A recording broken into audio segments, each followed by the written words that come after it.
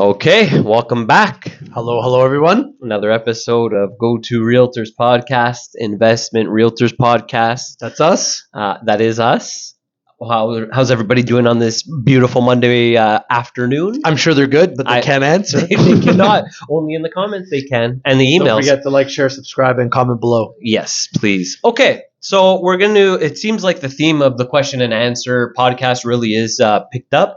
A lot of emails just keep flooding in. We're taking the time to answer them all, but anyway, we'll get to you. We see. Yeah, you. we're sorry if we missed you. I know there's a lot to go through. You've been up all night with those, so we're very humbled to see the outreach and the outpour. So that's been great.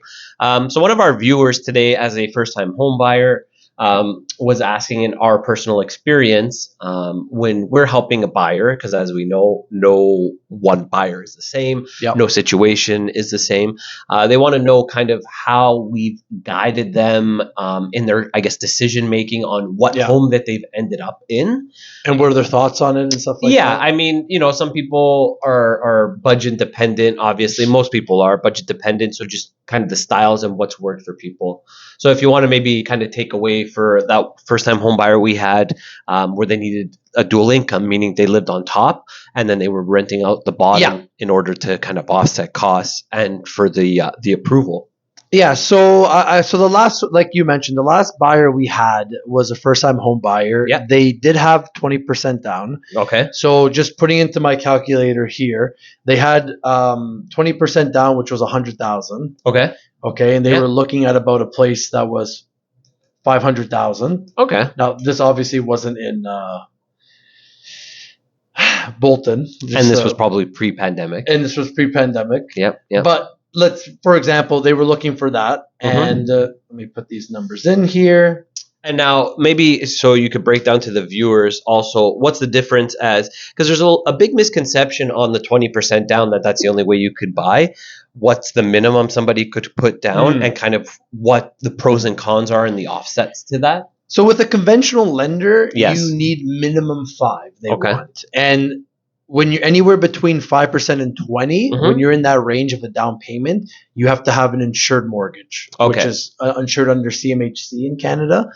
So that's just an extra price per month you're paying on top of your mortgage because you don't have the 20%, so you're considered a high-risk mortgage. When you're high risk, they need some other insurance basically to approve you of that mortgage. So as long as you qualify for the base mortgage plus that insurance, you could buy that house. So we were looking at this couple. They were looking for $500,000. Okay. They had the $100,000 down. Yes. Now at a mortgage rate of 6.79, which is what we're at tonight, their mortgage with taxes is still going to be around $31, almost $3,200 a month. Okay. So what do you do in that situation? What do you do? What we suggested was we'll find you a house, a smaller end house, a starter home, but with the potential for a basement apartment. Now, in the area that they were looking, the basement apartments were about $1,500 a month. You could rent it out. Decent.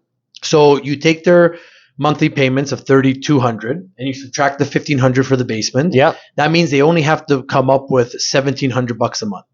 Now, for them, that worked. Absolutely. They could afford it. Between both their incomes, they had enough money to live, buy clothes, buy cars, insurance, gas, all that stuff was fine. That worked for them. Okay. Now, we do know there's a lot of people, they don't want anybody living in their basement. They want their whole house by themselves. Yeah, it is what it is. It is what it is. But when you look at what they got, I mean, that's a pretty good income. Absolutely. For their house. Absolutely. The house in particular, they did everything. It was separated from two doors, 2 locked doors. Laundry was separate, and it was soundproofed.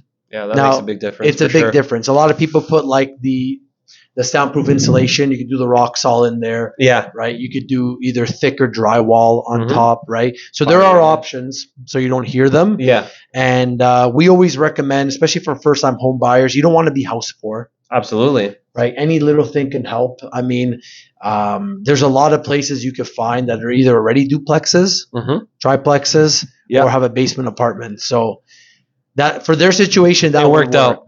Right. And now what we always explain to the first time home buyers, because I mean, obviously, even though it's the first time, you want to make sure that you're kind of getting something that you're still going to be happy with. But what we always explain to our first time home buyers is it's getting into the market. Yeah. Once you've bought in that first property, it's just exchanging paperwork afterwards is what we say. The hardest step is getting into the market. So I mean, you can't kind of get bogged down on the little details of, maybe the layout or the finishes, because those are all things that you could change. Maybe the layout, not so much, but it doesn't need to be forever. The whole objective of the game is get in there with these people that were great, first-time home buyers. They offset their mortgage by about half, let's say. Mm-hmm. And then on top of that, they're building equity. So now fast forward 5 years, when they've had a good chunk of their mortgage paid off, they can now trade up to a house where maybe they don't need the renter because their mortgage isn't as high. Yeah. So it's those small sacrifices that I mean, it's human nature. Sometimes you don't want to make because you don't feel like you have to, you want to. But what we want and what we get are two different things in everything in life. In everything, you right. But even that house specifically, yes, because it's already renting out the basement. What they could do ideally, if everything goes well according to plan, and they keep their jobs and they're making the same money they're making, and this renter's paying off their mortgage in a few years, like you said, let's say 5, and they've taken away like a big chunk of that house, they could use that house as leverage, right, to buy another house. Now you're rent out rent out the downstairs, continue renting it out, but then rent out the upstairs, use that income and qualify for another house. And then that's how people we've known and we've talked to in the industry, that's how they've built their wealth. That's how you can do it. So, I mean, there is a way to do it through real estate, and that's the way you do it. You start small. Absolutely. Rent it out top and bottom, and you move on to the next one. Yeah, so I mean, I guess the biggest takeaway to answer our viewers' question is there is no one size fits all. There are a lot of people in different stages in life with different down payments, different mortgages, just different circumstances where, we know some people that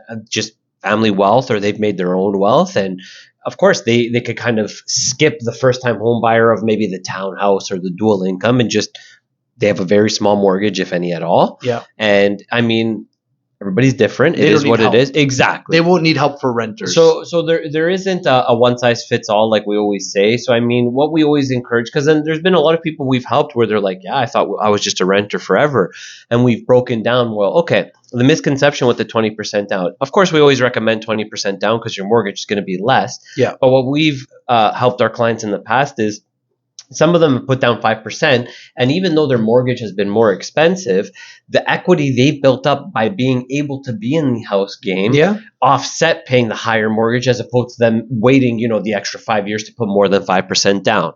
And again, that's not saying that every situation is like that, but there are different situations that work out for different people. Yeah, it depends what your end goal is. Like, do you want to build wealth through real estate, or you kind of just want to have?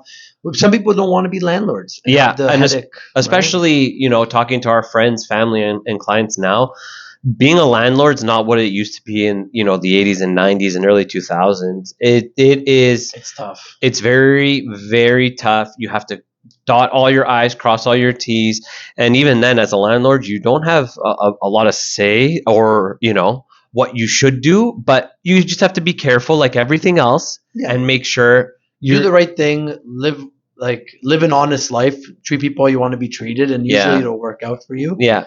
And even when you're vetting your tenants, just like when people get realtors involved, of course, you want that safe go. But at the end of the day, if they're your tenants, make sure that you're vetting them. Make sure you're comfortable with who they are. Because at the end of the day, you're the only one that's going to be left with them. Yeah. Don't always trust the realtor. Like, at the end of the day, I beg your pardon. Yeah, I know we're realtors, but you got to have that gut feeling, gut intuition where they might look good on paper, but at the end of the day, it should be your decision. And sometimes we've gotten that where, these people have checked out on paper and they've been terrible people, and then vice versa. Sometimes circumstances, they don't have good credit. They're in between jobs, in between places, and they don't check out on paper, but they've been amazing tenants. So it's sometimes it's the luck of the draw. And you also have to do the right things. Oh, of course. You got to make sure you're treating people how you want to be treated, and do the right things. Don't do stuff with a vicious intent or like kind of, not for the right reasons. Of course. And when you're giving, you give without the expectation of getting something back. Always.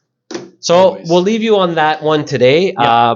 I told you guys we got a lot of topics to cover with these Q&As. It'll take us a while to get through them. Oh yeah, bear with us. Oh yeah, we're trying to pump them out once a week at the very least. So like, comment, subscribe, keep sending those emails. Absolutely, please, guys. Like, it's been nothing but great for us. I mean, we share them with our friends and family, and they love it. It's great. It's great. It's really humbling. Thank you. Thank you, guys. We'll see you next one. All right, signing off, guys. Take it easy.